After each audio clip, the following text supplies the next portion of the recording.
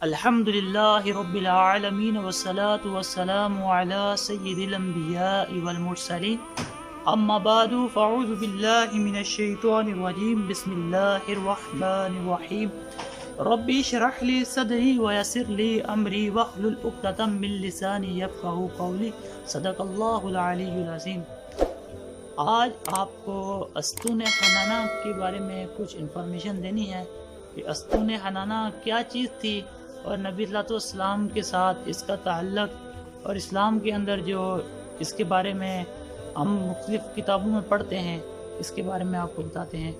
استون حنانہ کھجور کا ایک سوکھا ہوا تنا تھا جو مسجد نبوی کے اندر تھا۔ حضور صلی اللہ علیہ وسلم اس کے ساتھ ٹیک لگا کے اپنے صحابہ کے اندر بیان کیا کرتے تھے۔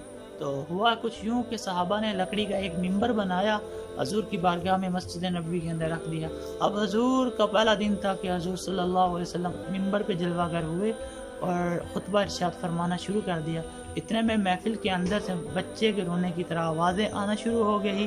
حضور نے ممبر سے نیچے اتر کر استون حنانہ یعنی لکڑی کے سوکھے ہوئے تنے کو دلاسا دیا۔ جس طرح ماں ایک چھوٹے بچے سے پیار کرتی ہے، اس طرح حضور نے اس کو پیار کیا۔ تو عرض کی کہ اے استون حنانہ، تجھے کیا ہو گیا ہے، تو کیوں رو رہا ہے؟ تو شاعر یہاں کچھ اس طرح عرض کرتا ہے کہ یا رسول اللہ، میرا آپ ہی تو ایک سہارا تھے، آپ مجھ سے ٹیک لگا کے جب خطبہ دیا کرتے تھے تو مجھے سکون ملتا تھا۔ آج صحابہ نے ممبر بنا کے آپ کی بارگاہ میں رکھ دیا تو آپ نے مجھ کو چھوڑ کر ممبر کو پسند فرمایا، تو آپ کی جدائی مجھ سے برداشت نہیں ہوئی۔ تو حضور نے ان کو پھر دلاسا دیا اور عرض کی کہ آپ اگر چاہتے ہیں تو میں آپ کے لیے دعا کرتا ہوں، اللہ تمہیں سرسبز و شاداب کر دے گا اور تمہارے ساتھ اتنا کچھ پھل لگے گا کہ مشرق سے مغرب، شمال سے جنوب تک کے انسانوں کے آپ ایک تبرک بن جائیں گے، یعنی آپ ان کے لیے کافی ہو جائے گا۔ تو یا پھر آپ یہ کہتے ہیں تو آپ کے لیے آخرت میں کچھ ہدیہ رکھ دیتے ہیں۔ استون حنانہ نے عرض کی کہ مجھے آخرت کے یعنی اخروی جو ہے نا، ابدی جو آخرت کی زندگی ہے وہ ہمیشہ کے لیے، اس میں نا مقام چاہیے، دنیا میں نہیں چاہیے۔ تو حضور نے پھر ان کو نا وہیں دفن کر دیا اور کہا کہ قیامت کے لیے نا آخروی زندگی کے لیے نا تیرے لیے مقام ہوگا۔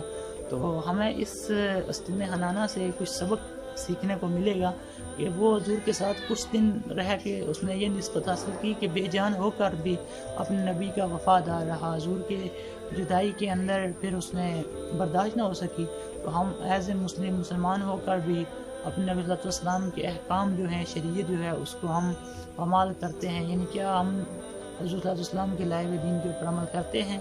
اگر ٹھیک ہے تو بیسٹ، اگر نہیں کر رہے تو ہمیں اس استون حنانہ سے یہ سبق حاصل کرنا چاہیے کہ وہ بے جان ہو کر بھی اپنے نبی سے وفا کے اندر آگے نکل گیا، اور ہم اشرف المخلوقات یعنی بہترین قسم کی مخلوق انسان ہونے کے باوجود بھی اپنے نبی صلی اللہ علیہ وسلم کے فرمان کو نہیں مان رہے، اللہ کے احکام کو نہیں مان رہے۔